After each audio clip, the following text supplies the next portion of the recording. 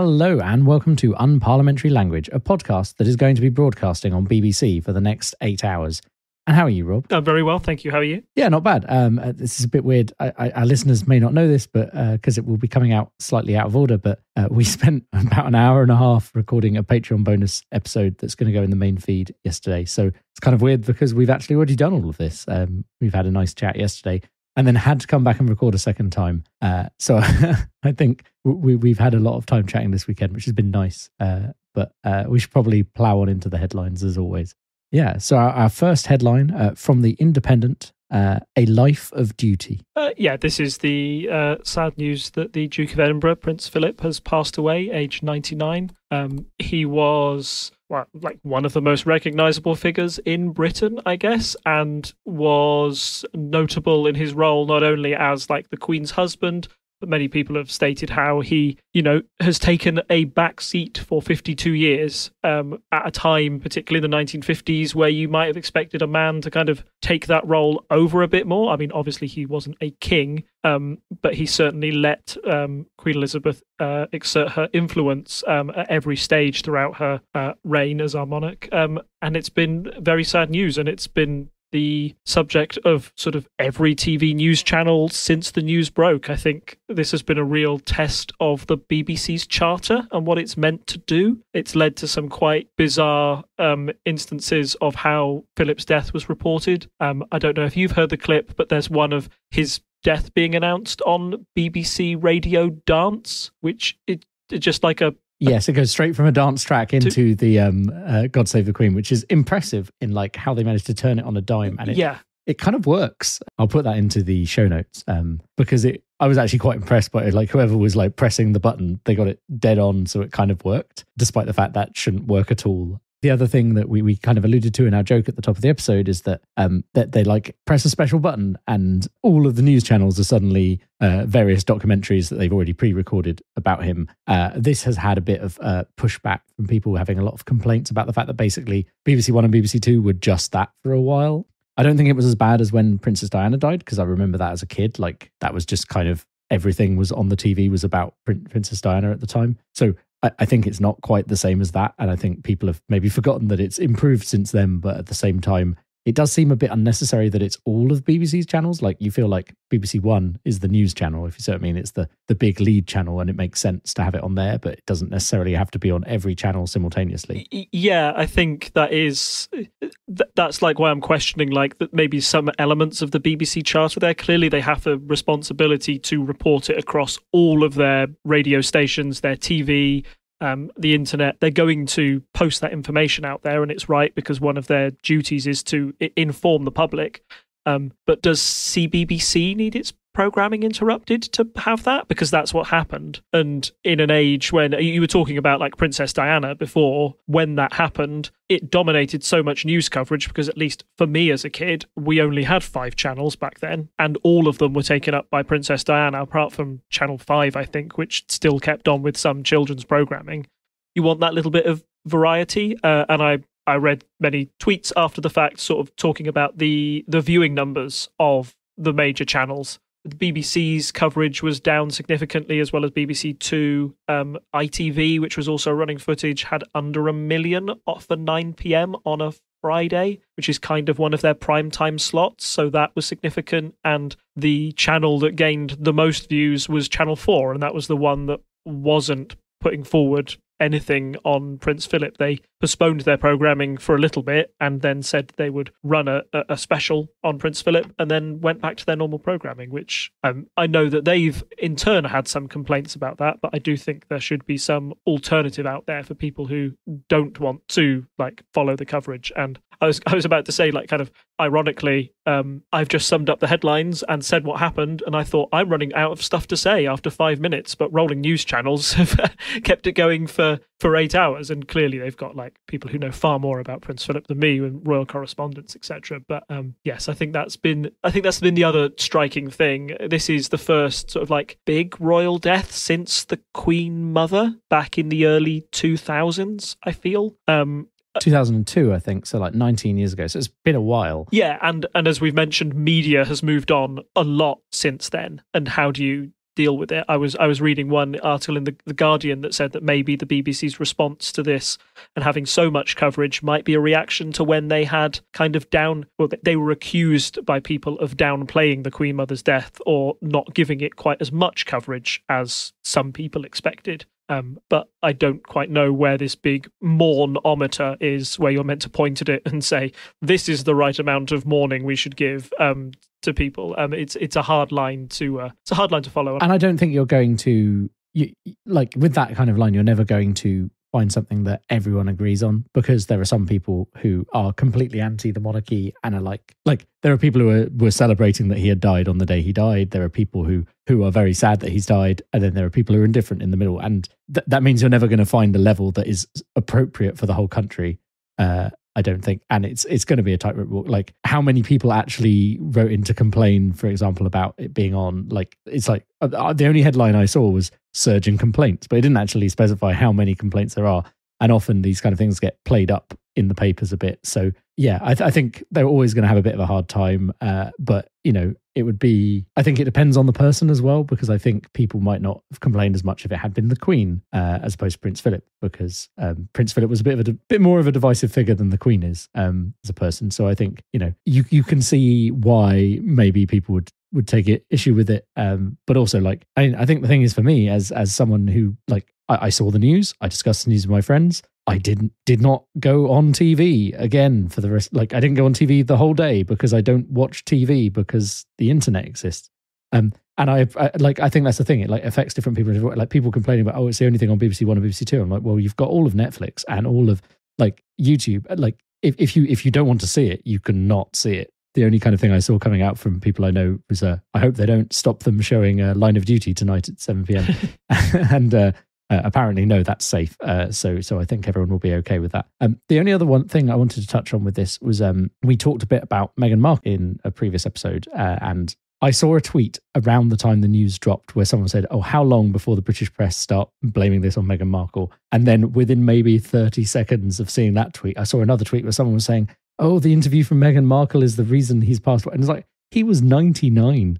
99 is an impressive innings for anyone. I know that the Queen Mum just kept on going, but, even with the best healthcare in the world, because you're royals, 99 is impressive. And I don't think it has anything to do with the fact that there was a interview with Meghan Markle a few weeks ago.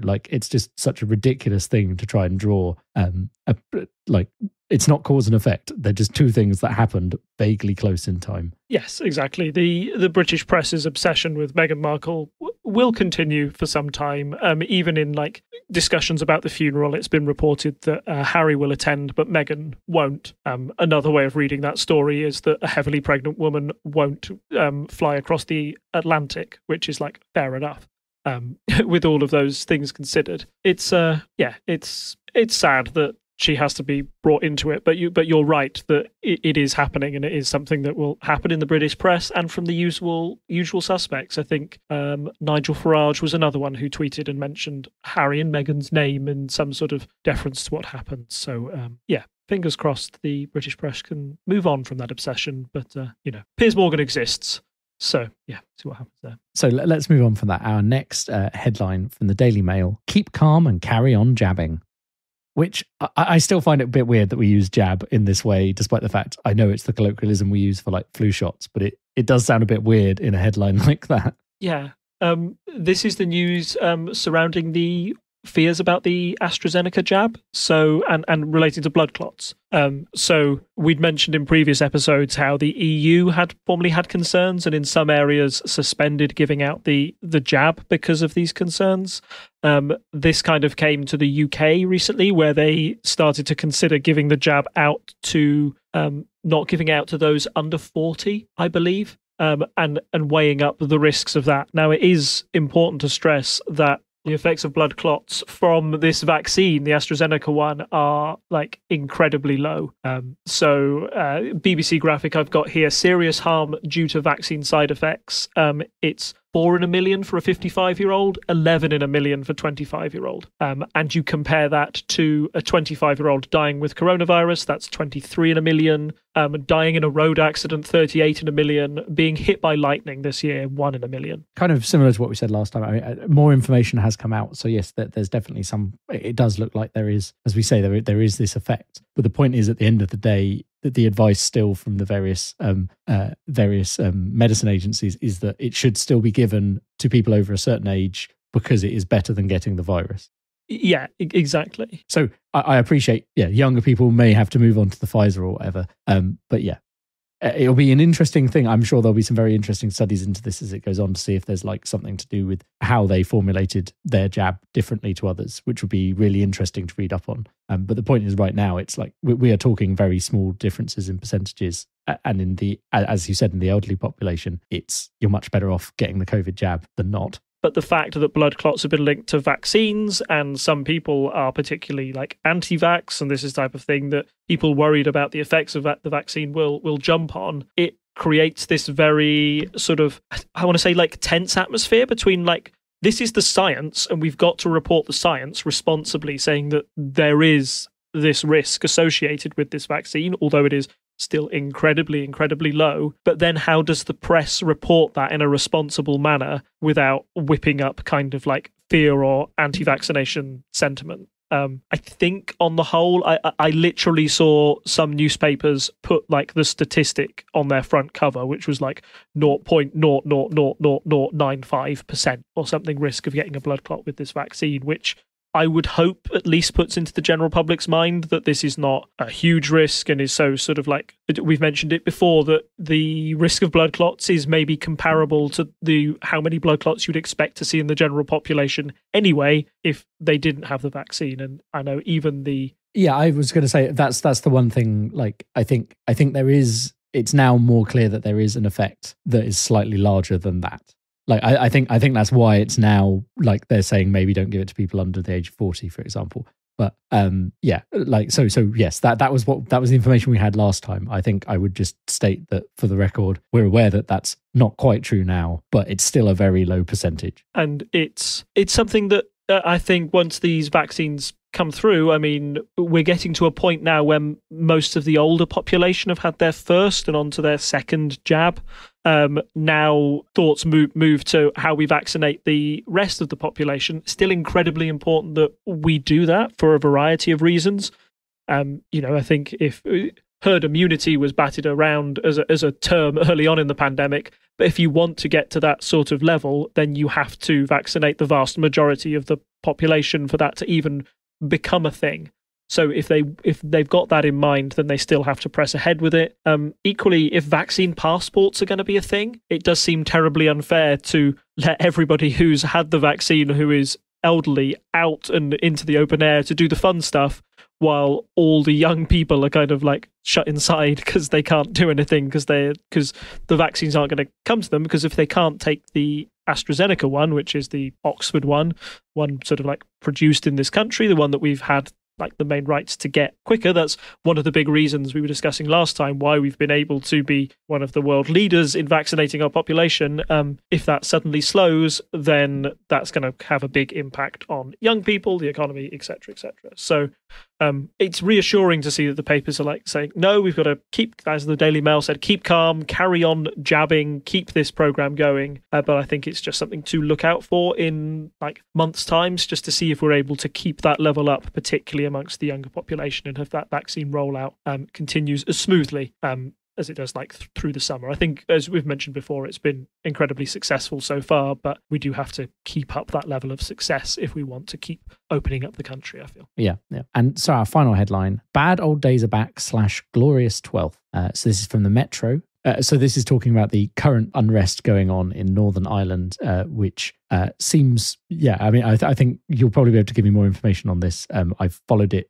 I've not followed it super closely, but my understanding from the things I have heard is that this is younger people, but still in the kind of areas where the troubles occurred originally, back before we had the Northern Ireland Peace Treaty. Yeah, exactly. So yesterday, in fact, marked 23 years since the signing of the Good Friday Agreement, which is sort of seen as one of the big stepping stones for peace in Northern Ireland and making sure that they didn't return to those days of the troubles with sectarian violence happening on the streets. Unfortunately, since about like the 29th of March, we've seen sporadic violence with crowds of like predominantly young people rioting in towns and cities.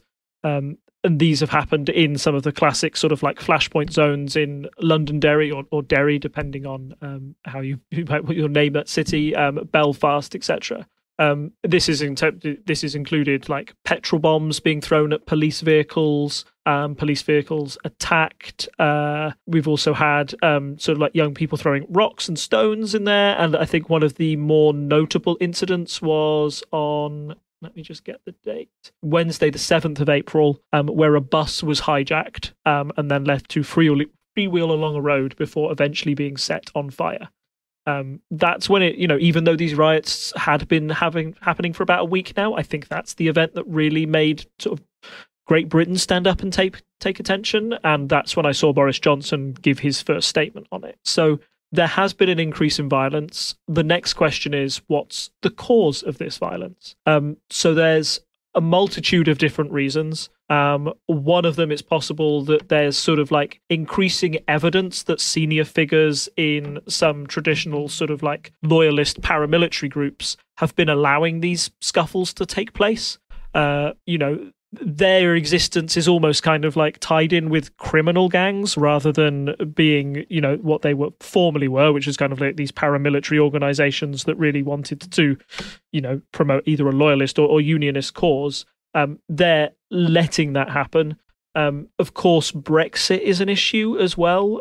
Some people have said that there's sort of like simmering tensions that the Brexit deal has caused within Northern Ireland. We've discussed how the withdrawal agreement essentially leaves Northern Ireland in this weird zone where there is essentially a border down the Irish Sea. There are increased checks on goods and services that come through Irish customs. And it's led to problems such as like food being suspended. John Lewis, for example, said that it couldn't transport certain items to there, and now they have. I think it's worth mentioning here that I don't think the young men in the streets throwing stones at policemen are doing so because they can't get their John Lewis delivery. It is not directly based around those Brexit issues, but what happens when you've got an effective border down the Irish Sea, it means that there is increased rhetoric from sort of like unionist leaders, particularly like the DUP, saying that, we feel that we're being treated differently to the rest of the United Kingdom. We want to stop this withdrawal agreement and break it up somehow. It just ramps up the tension a little bit more. It means that those politicians on both sides, their rhetoric is far more inflammatory and goes back to reigniting those old tensions that happened before the Good Friday Agreement. And if that continues, then that's not going to help these riots to simmer down at all. If anything, it's going to exacerbate them. So that's why when we mention Brexit as a factor, it's not the only factor, but it's clearly something that's not helping the situation. And if it was resolved or wasn't happening at all, then, the government could, then it would increase the likelihood that this would simmer down again. I think it's worth pointing out, really, that the original deal that Theresa May had in place, I know people were worried about the backstop, but that did at least solve this Northern Ireland question a little bit. The fact that Boris Johnson decided to go his own way on that makes me feel that this is a problem of Boris Johnson's making, and it is one that he will have to solve if he wants to. He has many other unionist crises going on, particularly we've talked about Scotland in the past and the problem the Conservatives have up with Scotland and the SNP and their wish to break away from the union. This is just another one where the government will have to take some lead on it. And just finally, the other factor is COVID restrictions and how those are handled. So in particular, there was a big funeral last June of a former IRA intelligence chief, which led to about 2,000 mourners on the streets. And among them was the Deputy First Minister, who was one of the leading Republican figures for Sinn Féin. And that the investigation into that has basically said that although those people didn't follow the COVID guidance, nobody would be prosecuted. And again, that decision that nobody would be prosecuted has led to tensions and felt that people think that there's one rule for some and another rule for the other. Obviously, COVID and lockdown brings out a variety of tensions for a variety of different reasons across people. But when there seems to have been a flagrant rule breach or something in this manner where one side was, where you've got one of the leading political figures there, it is very easy for the other side to attack that and demand some form of justice for that. You've broken the law, you should pay a certain penalty. Think of it as the equivalent. I can only think of it from the UK side or the England side is the Dominic Cummings reaction. Think of how angry people were to Dominic Cummings for breaking those rules at a time of extreme lockdown. I think people felt much the same right there in Northern Ireland when they saw this figure doing it. So it's another one of those stories to keep a lookout for. Northern Ireland is not one of my specialist subjects at all, and that might be just a flaw of how news is reported and how I'm taught. We're always sort of taught when you're doing politics. It's like, here we go, here are the main UK systems, and you'll learn a bit about Scotland. Northern Ireland's over there, you won't really need to worry about it. But actually, the Northern Ireland has a very complex and sensitive political system. That's why you need the Good Friday Agreement in there. It's why it's such an important place to make sure that peace is maintained. And the fact that there are now riots bubbling up there and possibly more issues on the horizon, it's just something to see if it does once reach headline news again, because we don't want to repeat back to those bad old days, as that Metro cover says. I was just going to ask, actually, because I mentioned at the top, I said bad old days are back, and then I said glorious 12th. There are two headlines on this Metro front cover, and it's kind of a stark contrast between, there's this picture with bad old days are back of there's fire and the various people involved are silhouetted in an act of defiance, and then underneath you have glorious 12th, and I think there's an alternate cover which said get the beers in, and it's just such a weird juxtaposition between the violence in Northern Ireland and the fact that people are like, oh, we can go to the pub tomorrow. The glorious 12th cover was rescinded because I didn't know this, but anybody who living in Northern Ireland would do. The 12th is it's a Ulster Protestant celebration held on July 12th with the Orangemen marching through, which is always these Orange men who are particularly very Protestant march through Catholic areas, and it is an area of high tension in Northern Ireland when these events tend to happen. So somebody at the Metro didn't realise this and put the glorious 12th, meaning that things open up on April 12th, but juxtaposed against the bad old days are back with the pictures of the acts of defiance happening in Northern Ireland. It was seen to be in very poor taste. That's why they decided to change it to get the beers in. Now, as you can say, it's still quite a weird juxtaposition of two headlines there on a front cover, but at least it's not incredibly offensive to many people in Northern Ireland there. But it's certainly one of the weirder issues I've seen happening in newspaper front covers, and to have one retracted so quickly just kind of shows you how seriously the Metro were taking those complaints. So moving on into our main story tonight, Keir Starmer 1 year on. This is a slightly longer form retrospective than our 1 month on Brexit view. But this time last year we were sat here. Well, I think probably just before the lockdown happened, we were discussing who would win the Labour leadership contest after the general election. We ended up with Keir Starmer. And I suppose, a year is a good time to kind of try and analyse how he's been doing in opposition. Opposition is always a bit of a tricky job to walk, where you can't really achieve much and you have to try and state your position, but also you want to stay the leader until you actually get a chance to run for an actual election, which in Keir's situation is a long way away, because I don't think the Conservatives are going to, after our string of kind of suddenly weird general elections, I don't think we're going to have one for another 4 years. I think they're going to go for the full length on this one because they can. Where do you want to start with this? I suppose maybe we should start with the fact that it was a bit strange becoming leader of the Labour Party in a pandemic. Yeah, and that's kind of that's been the one big political issue that has dominated ever since he became leader, and it's a very odd line to walk, I feel. You've got on one hand, he's the leader of the opposition, right? He's meant to oppose, but particularly at the start of that pandemic, what the country needed, or what people felt it needed, was decisive action and a united government determined to defeat this virus as a unit, almost like a wartime coalition type of thing, with both sides going, yes, we'll put aside our differences for the good of the nation to make sure that everybody's needs are addressed.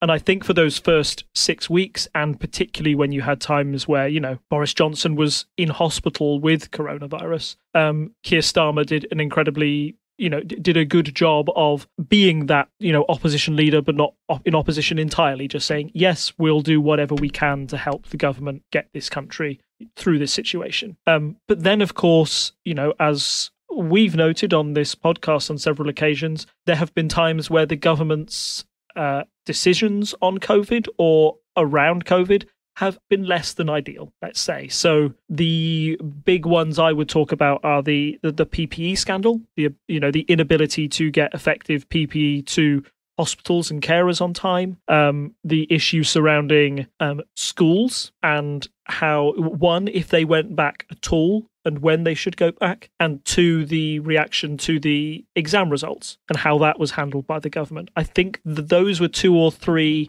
issues where there seemed to be a real divide between Boris Johnson's government and Keir Starmer as the opposition.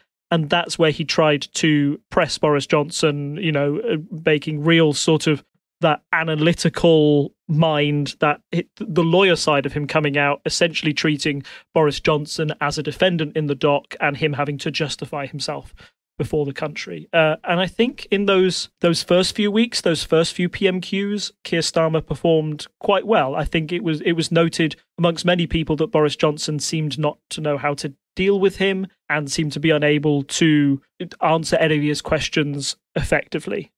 I would say that some of that momentum has now gone, but I mean, Boris Johnson's big masterstroke is just sort of empty jingoism, I would say. Just kind of playing up to the crowd outside of the Commons. The Commons has been quieter in general because of COVID restrictions as well. So Boris Johnson has lacked that cheerleading squad behind him, and so has Keir to an extent. So it's important to note that both of them have had those issues. But I think that Boris Johnson has been able to claw it back.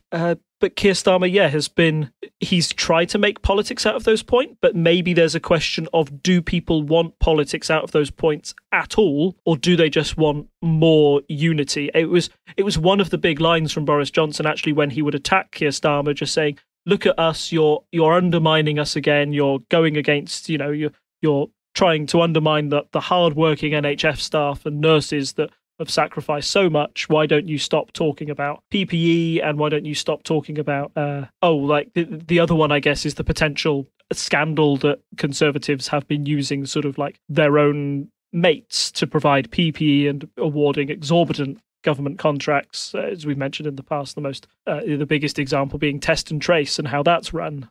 That should be something that the opposition really goes in on, but some critics feel that maybe Keir Starmer has failed to... He's mentioned it in the Commons, he hasn't not mentioned it, but how hard he's gone on it and how that much that has caught the general public's imagination. Do they really want this fight now, or do they just want test and trace to work and they don't care about it until they'll worry about the funds later?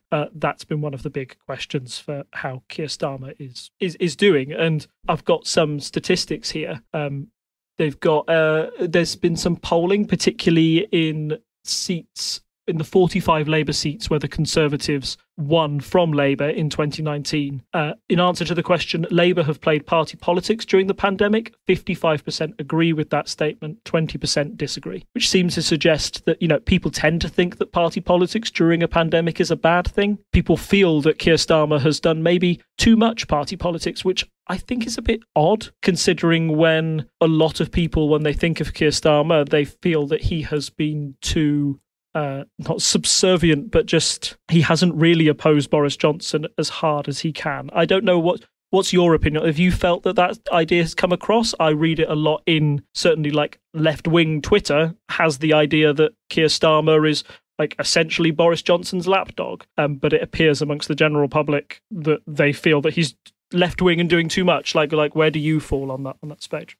So, no, I don't think he is Boris Johnson's lapdog. I haven't got that impression. But then, admittedly, a lot of I find it interesting that there's a difference between left-wing Discord and left-wing Twitter. I've been in some conversations on Discord around this, and I think generally people there are basically, they've lost Corbyn, who was previously the person that they associated with. So they're struggling to deal with how Labour now fits for them. But they don't go, oh, he's basically Boris Johnson. Like they will use the more normal terms, like, oh, well, just left of centre and things like that. Like there's definitely a group of people who feel like, despite the fact there are a lot of remnants of, there's a lot of people who were in Momentum and people like that who are in various positions around the Labour Party. Because Keir is now like the face of the party, it feels like it's gone back more towards kind of the Tony Blair, Gordon Brown years. And I think that's one perception issue that's happening with Labour at the moment, where it's like, well, I suppose they're the left party that we've got, is the kind of impression I get from a lot of people when they're talking about it. They're like, well, they're not the Conservatives, but it feels like we're not pushing for the kind of things we were pushing for 12 months ago when Corbyn was in charge. So that's one thing I've seen discussed. And I think the other thing is, it seems like there's a lot of, I think people get the impression he's a bit of an appeaser, in that he's like, it's hard like the when you have two parties and they're the only two real parties going for stuff, like there are going to be different sides of the parties, and it's going to feel like, I've seen people being like, oh, well, if Labour fractures, and it's like, I don't think Labour's going to fracture over this, because like people said the same thing when Corbyn was in charge and it just didn't happen. And people always say the same about the Conservatives as well. Like maybe there was a very slim chance before Boris got put in charge where like they were going to split down Brexit lines in the Conservative Party. But I think that was more of an impression people got because that's what they wanted to happen, as opposed to a thing that will actually happen, because the Conservative Party is very good at maintaining itself as a thing and getting rid of, as you said, getting rid of Theresa May when she had proved her usefulness. The same will happen with Boris Johnson. I have no doubt there will come a time where they just say, nope, that's it, bye Boris, and he gets kicked out, because that's how the Conservatives keep themselves together. Now, Labour obviously has not been around as long, and Labour has had splits. Famously, that's how we got the Liberal Democrats back in the past as well. But I don't think we're on the verge of some terrible breaking up of the Labour Party that people seem to suspect right now. But there are people with problematic views in the Labour Party.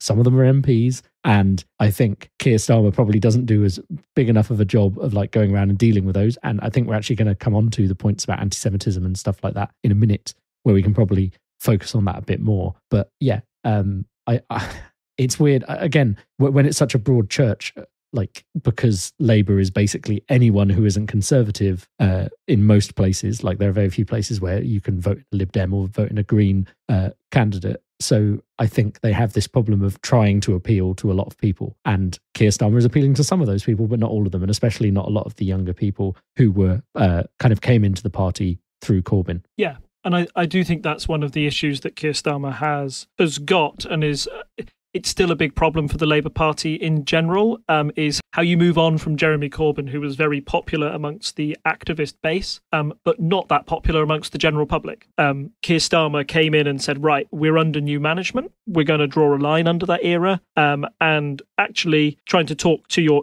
he tried to talk to the grassroots, that saying like, look, we had some great ideas from Jeremy Corbyn, and he enjoyed some success in 2017, clear from the results that they had at the end of 2019, that the general public rejected that entirely. I'm not quite sure if the general public rejected his policy programme or if they rejected him, because it's a big thing to remember that Jeremy Corbyn was quite unpopular amongst the general public in general.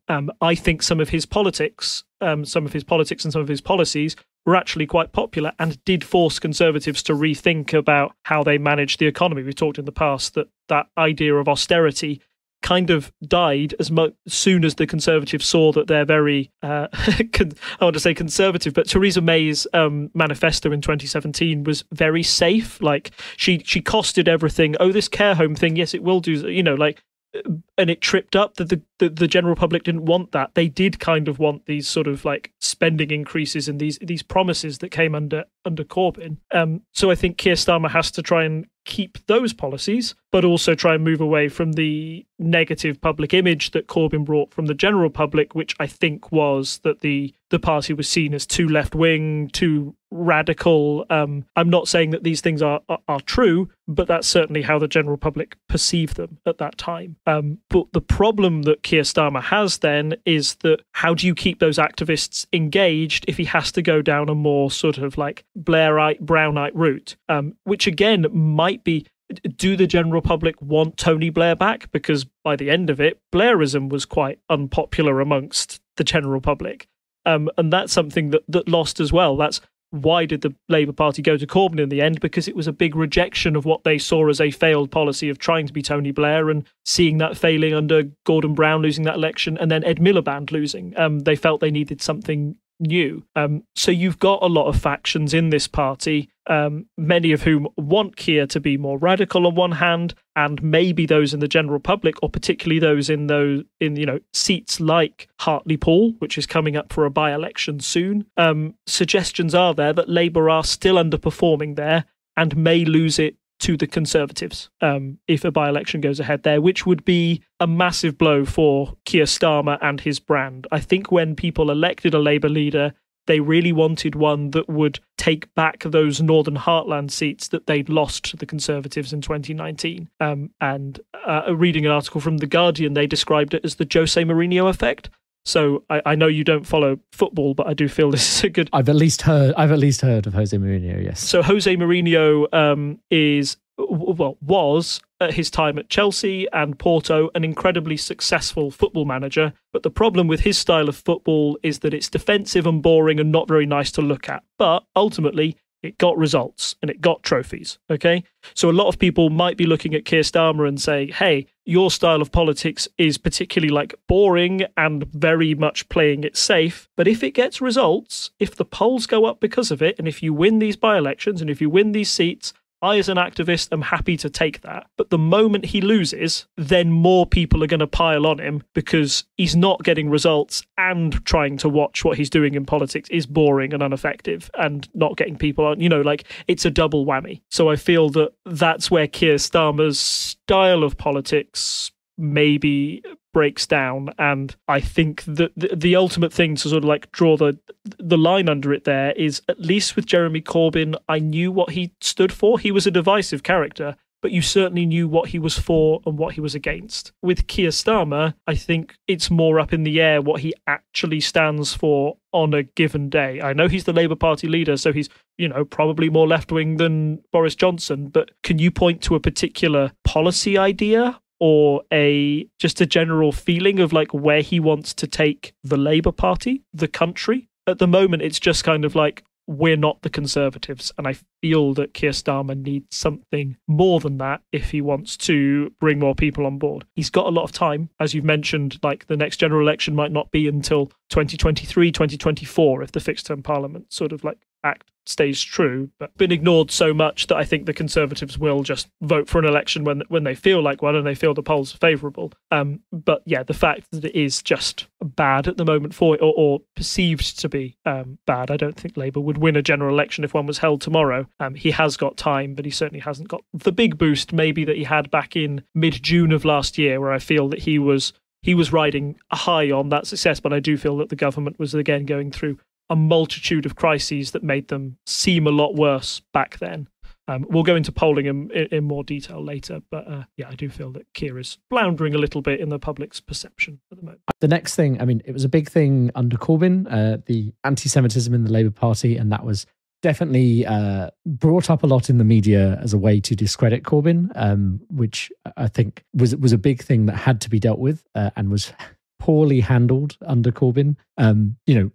There definitely was a media narrative against Corbyn over it, but I think, as we discussed at the time, there were still also problems with how it was handled within Labour. Do you think that's been improved upon? So yeah, or at least it's been one of the big issues that Keir Starmer has addressed head on and saw as a clear problem for the Labour Party, whereas I think at least the perception in the media, or how it came across, was that Jeremy Corbyn found this as a distraction or annoyance. And certainly if you listen to the Panorama interviews of people who were within that team who had to investigate it under Jeremy Corbyn, that they felt that their efforts were being kind of actively discouraged by those leaders in the party. Keir Starmer has aimed to draw a line under it. Back in April, in one of his opening speeches, he mentioned that he would denounce the stain of anti-Semitism and said that he will tear this poison out by its roots.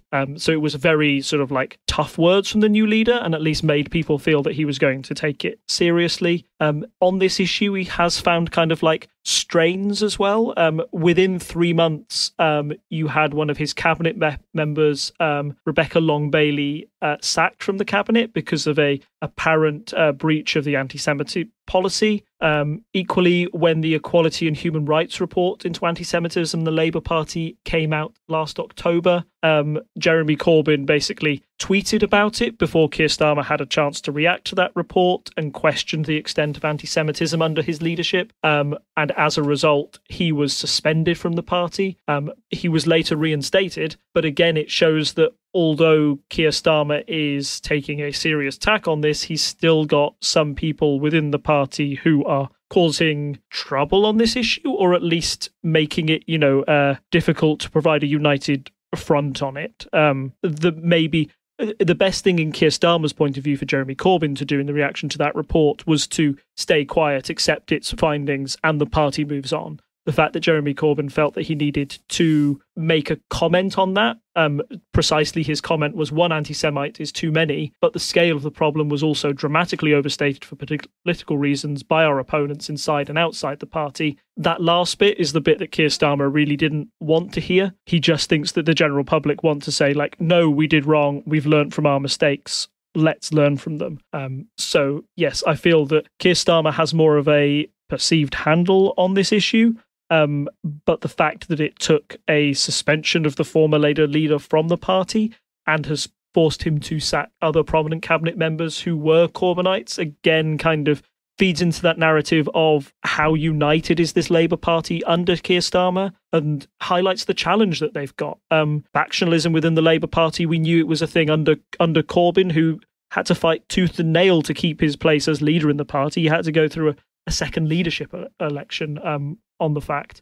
These concerns weren't going to go away overnight, and it's clear that they haven't. But at least I think on the issue of anti-Semitism, Keir Starmer has proven that he's willing to take more of a stand on it than his predecessor. He's made it clear he wants to take this stand, and that there needs to be some leadership from the top. I think we would all agree.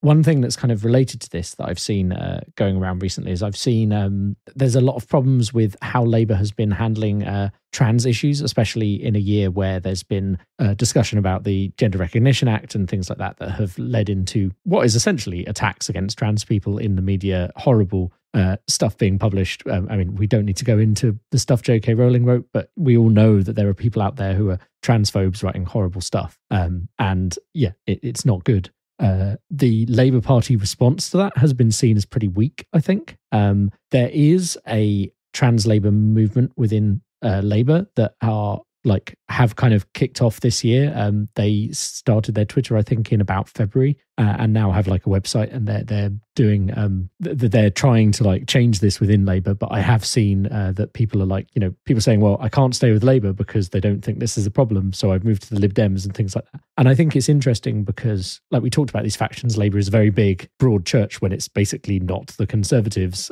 with the exception, as we say, of a few people who are Lib Dems or Greens. But it has always been this kind of interesting thing where Labour is economically left, is the general understanding of what Labour should be. And as we said, that became more centre left with Tony Blair, and possibly will do under Keir Starmer again. But then you have what's socially left, being the Conservatives are right in both cases, essentially.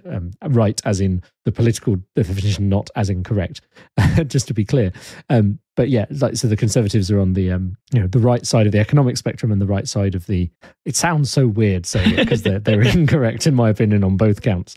But yes, they are right wing. That's a better way to put it. They're right wing on both of those sides. Whereas Labour is kind of supposed to be left-wing on the economic side, and don't get me wrong, is generally more left and progressive on the social side as well. But there are definitely some clear issues where they're behind where they should be, I think is probably the best way to word that, in my opinion. And so there's definitely issues like that going on. And I wonder if the next problem that's going to hit the Labour Party is going to be it would be interesting because the anti-Semitism thing is a thing where I think the media can jump on it. Whereas I don't know what would happen if more stuff about them not taking enough of a stand on trans rights and stuff comes in, because the media in general are at the moment very anti-trans. So that would be this weird, I don't know how that would work in the papers. I don't know how they would try and press an advantage against Labour on that. I don't think they could, because everyone would be well, weren't you saying this last week kind of thing. But yeah, I think that could probably be the next big challenge for Labour to face in this respect. I think stop being against people for something they are, I think would be my general summary. People don't have a choice in these things, and you should not be treating them unfairly because of it. It's that simple. But yeah, I think there are definitely problems going on there, and especially with the younger movement in Labour. I think people in general in the younger age groups are more progressive in general. That's just how history is. As you get older, you get stuck in your ways. But I think also right now there are a few things not just trans issues, but LGBT issues and things like that, where the younger generation is very on board with a lot of these, and the higher ups in these various political organisations need to catch up fast. Yeah, definitely. And that's a big challenge for Keir Starmer and Labour in general. I'm going to make a gross generalisation here, but I think some of the issues that you've talked about are kind of like if you're socially to the left or socially to the right. Those socially left ideas are generally popular, more in the big cities, the places Jeremy Corbyn was able to win greatly, but maybe arguably less popular in those old red wall constituencies that have gone conservative. And some of the arguments are that people aren't going conservative up there because they feel that the Conservatives are more economically on their side, but they might feel that the Conservatives line up with more of their social view of the world, of what's happening in those type of places. So Labour has to walk this weird line where they try and appease some of those views in those Conservative seats those seats that they lost in 2019 to the Conservatives and what their social views are, but also be able to maintain support amongst those in the cities who share that kind of much more socially progressive agenda. And how do you balance those factors? It's like Labour's playing the election on hard mode, the thing they have to do to try and the coalitions that they have to build to get the seats that they want to win. It's a particularly difficult challenge for Keir Starmer to tackle. I do think that Labour should also be held up as a beacon for social progressive movements as well. And yeah, the more people who leave them to join the Lib Dems or the Greens or whoever who see them as a viable social alternative because the Labour doesn't support their views, unfortunately Labour will do an electoral calculation on those factors and see what is a vote winner and what isn't. But personally I do wish that Keir Starmer, if he wants to keep people on board, activists on board, promoting a good social message, I think that he does have to go a little bit more socially left than he's placed now. But the thing is, as we've mentioned before, I don't know Keir Starmer's personal view on trans issues, for example, because he tends to not make he is what you think he is at the moment. He's bland. We talked about what is Starmerism, what does he stand for? I couldn't tell you where he stands on that issue because, in my knowledge, he's never made a massive public statement on the issue, and maybe that's a problem. A problem in a world where, for these big social issues, a lot of people say that silence is compliance with the status quo. His perceived silence on those issues won't be seen favourably by any of those groups at all. So we've already talked a bit about trying to hold the party together. Where he's got to deal with these various different factions and various issues. But I think the big thing under Corbyn that I think rubbed some people up the wrong way was how Corbyn kind of had this position on Brexit of essentially he wanted to go with the will of the people. But basically, I remember that, we've talked about it at length at the time when Corbyn just didn't move on Brexit at all and didn't make any gains when he could have done by taking some kind of stance. And I think, we understand that Brexit is literally a divisive topic with it being splitting the vote so down the middle. But how has Keir Starmer tried to tackle that? Because there have been definitely some Brexit blunders that we've covered from the Conservatives in the last few months. So has he been able to capitalise on those at all? So in short, no. And it's weird that he hasn't, considering that he was the Brexit secretary under Jeremy Corbyn.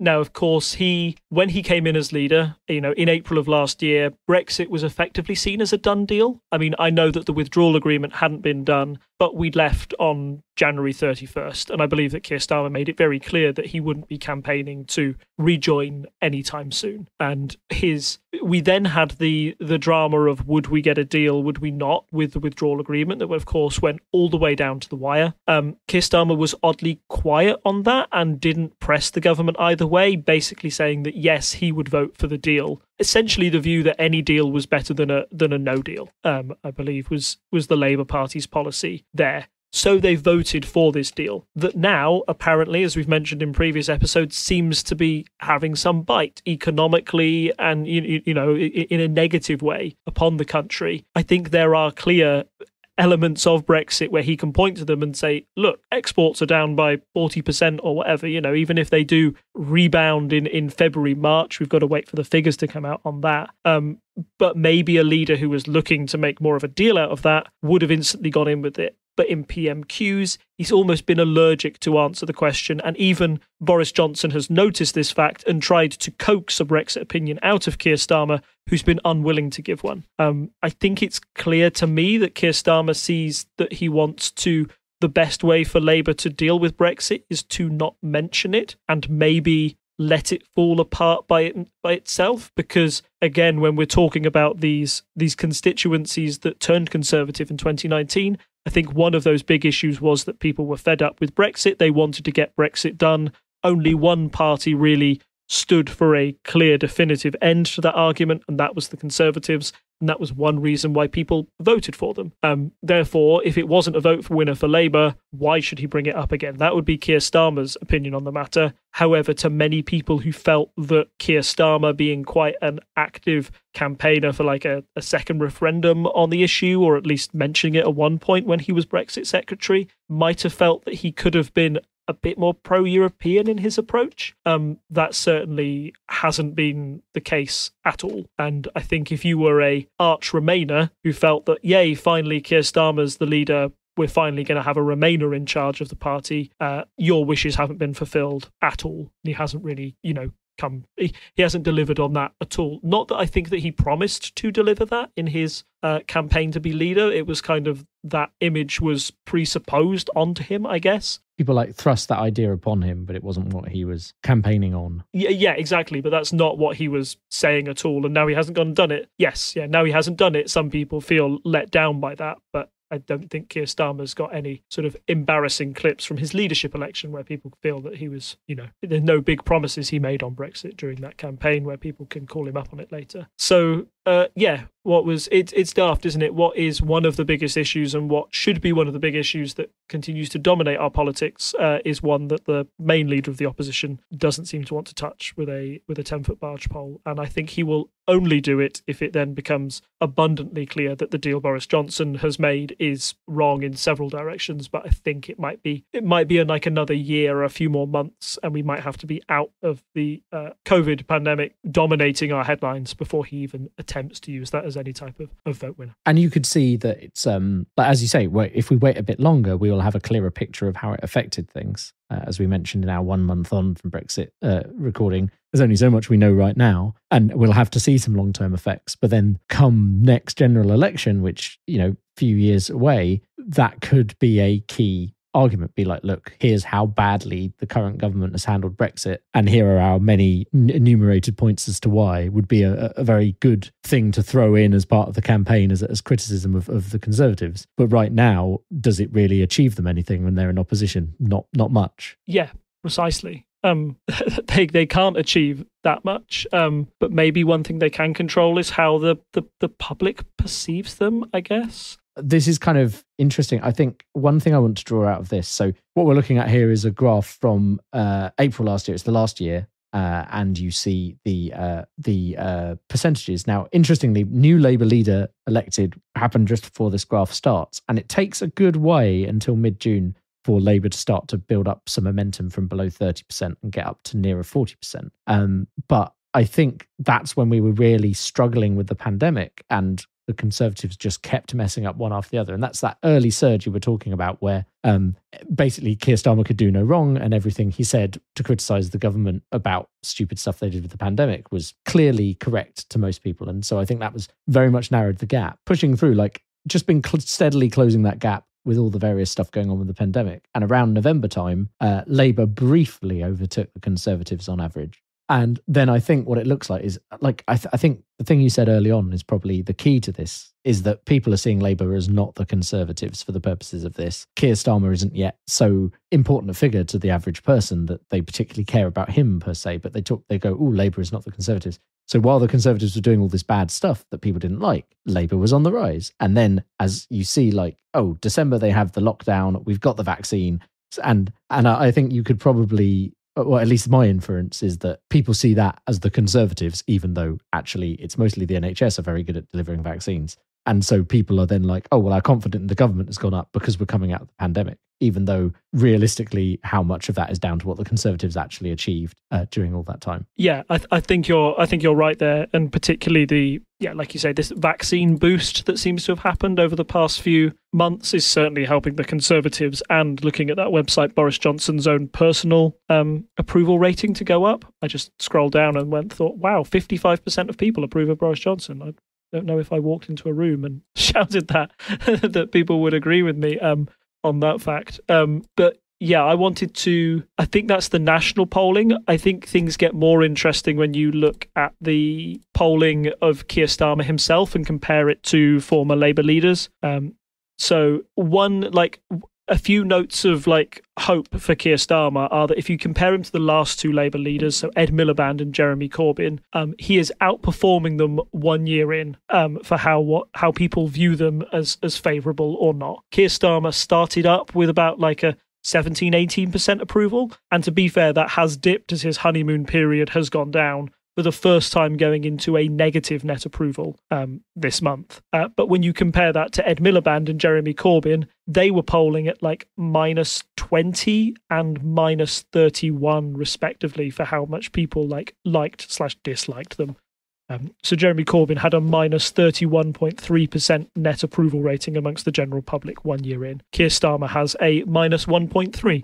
You'd still hope it would be in the positive if you were a leader, but at least you're not making so many waves that lots of people hate you, and you can recover from a -1.2. I'm not quite sure if Ed Miliband or Jeremy Corbyn ever truly recovered from having their approval ratings dip so fastly. Things are not looking good in the polls for Labour at the moment, but again, you have to remember that the party that he took over from, in April 2020, before Keir Starmer was elected as leader, the Conservatives had 51.6% people saying they would vote for them, and 28.9% of people said they would vote for Labour. That was a gap of 20 points. Now, the gap is still 10 points, so it's still pretty big, but they are closing that gap and going in the right direction. So that might be another thing to just help members, people who feel that Keir Starmer isn't doing a good job. No, he's not ahead of the Conservatives yet, but at least he's moving the party in a direction, or at least he's changing the public perception of that party to when more people feel that they can vote for Labour rather than vote for the Conservatives. The big challenges that lay ahead, I think the key performance indicators that we'll see in the coming months are, we've got the Hartlepool by-election, which at the moment, I think recent polling suggests the Conservatives will win that. That would be a big blow for Keir Starmer's Labour Party if that were to happen. He's got to find a way to engage that group of voters, because if they start losing those by-elections on a regular basis, that's a worry. When you're in opposition, you would really by-elections tend to go against the party in charge disproportionately, because people just want to change to the status quo. The fact that the Conservatives could increase their majority or increase the number of seats in Hartlepool would suggest that Labour has got a long way to recover, or a long way to go to win back those voters. Secondly, you've got the local elections that happen on May 6th as well. So that'll give us a slightly wider picture of how Labour's performing, and if they're able to outperform or underperform what Jeremy Corbyn did, again, that's a big key performance indicator for them. If they were to underperform where Jeremy Corbyn was, that would be a big concern, and feel that, where do you go from there, really? We thought things couldn't get any worse, and now they have. The one shining light maybe for Labour is the London mayoral election that is happening as well. In that, polling looks far more positive for Labour, with Sadiq Khan set to take around about, I think, a 2/3 lead on second preference is what I've seen. Yeah, but I think there's some polls suggesting he'll just win on the first vote. So for people who don't know, the London local election is the supplementary vote system, which is essentially like a truncated version of single transferable vote, because you look at the first place votes, and if there's no clear winner, you then use the second place the second preference votes and top those up onto everyone to see where they stand. But you don't keep doing that all the way down the list. You just do it for the first two preferences people put. But I believe recent polling suggests that Sadiq will win purely based on that first round, which is, I think, the first time that's happened in the London mayoral election. Like, there's been clear winners with second preference before, like, you know, we had Ken Livingstone for a long time, and then we also had Boris Johnson for 2 years for 2 terms running. But I think that's the first time that's happened. We also have, as you say, we've got our local elections, which is also a bit weird because we have I think it's supplementary vote again, but different. And it's a bit like how Germany does it, but not, because I Googled this the other day and while talking to some Germans, and they were like, oh, is it the same as how Germany does it? And I was like, well, no, it's specifically based off how Germany did it in this one state before Germany was a complete country again, and no one else does it that way anymore. So I think it was like Baden-Württemberg or something that did it this way. So the way that works is basically every region in London, and so I'm in Southwest, which is a big region, gets to vote one London councillor in, and then they take the remaining like supplemental votes after that to work out, like they basically then fill in some extra seats to try and be a bit more representative, but it's not fully proportional representation. So it's a bit of a weird system where you have like a first past the post winner and also a set of people from a list. And I know we've gone through these versions, but this is specifically slightly different from what we discussed on our on our voting episode way back when, in that this is kind of like a ranked choice voting system, but there's also a first past the post bit locally. It's weird. It is weird. And sorry, just to counter your point earlier, it has happened before when the first round of votes got over 50%. And that's when, this is really me being a boring politics nerd, but the whole point the system was put in place was because Labour, who controlled the government at the time, wanted a London mayor. Ken Livingstone ran as an independent rather than as a member of Labour, and they were really afraid that he would split the vote and the Conservative mayor would get in instead. So they said, right, we'll do a first round, and if nobody gets 50%, then we'll redistribute the votes. And they hoped that Ken Livingstone would be the candidate who would be knocked out, and then all the votes would go to Frank Dobson, the Labour Party candidate. As it turned out, Ken Livingstone got the majority of the votes in the first round, and then basically won on the first round easily, and got it re-ranked to him. And then said, oh, I'm Labour again, like a tiny bit later. Yeah, pretty much. Yeah, by the 2004 mayoral election, he was Labour again. But it was because of that quirk that we have this system in the first place, and now we're stuck with it. But yeah, it would be very impressive if Khan was to do that. And yeah, I think that personally, from what I've seen, his main opponent, Bailey, has been trying to run the least popular campaign in London that you possibly can. I think he's really trying to find the floor of Conservative votes in London. Right. So yes, there's a reason that's not being pushed a lot by many other Conservatives around the country. But yeah, I think that's the one safe bet that Labour have on election night. The rest will be a real test of Keir Starmer's leadership, and I think that's more interesting for us when we're looking at it, because I think we know that Labour have a strong hold in London. It's the rest of the country which we're more interested on what their opinion on Labour is, and because that's the area of the country that Labour will have to win if they want to win a general election in the future. They can't win it with London alone. No, definitely. And I think it's not surprising, as you say, that right now London is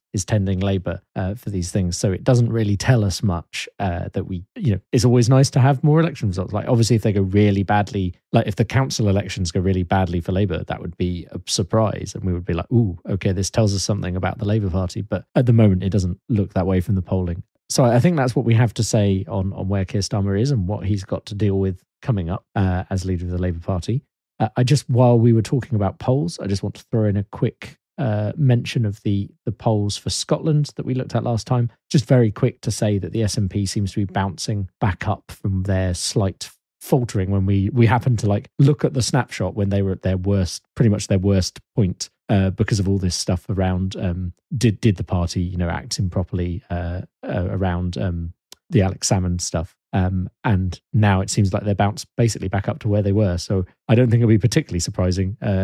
We didn't think it would be, but hopefully we can get someone on from Scotland to talk about that nearer the time, or maybe just after the election to give us a more local view. That would be good. Other than that, I think, as always, you can find us all over the web at parliamentary.observer. You can find us at Unpal Podcast on Instagram and Twitter. You can find us on Facebook as Unparliamentary Language, and you can find us on Reddit at /r/unparliamentary. And of course, if you want to help us out, or you want to listen to those Patreon bonus episodes, one will be dropping in the feed for you to listen to, but the patrons will get it first. If you want to throw $1 a month or more our way to help support the web hosting, the microphones, the equipment we need to do this recording, the software, and you need to edit, then please head on over to patreon.com/TTSS and sign up to be a patron, where you will get bonus content. And other than that, I don't think there's anything else left for me to say other than it's good night from me. And it's good night from him. Bye. Bye. Bye. Bye. Bye. Bye. Bye. Bye. Bye. Bye. Bye. Bye. Bye. Bye.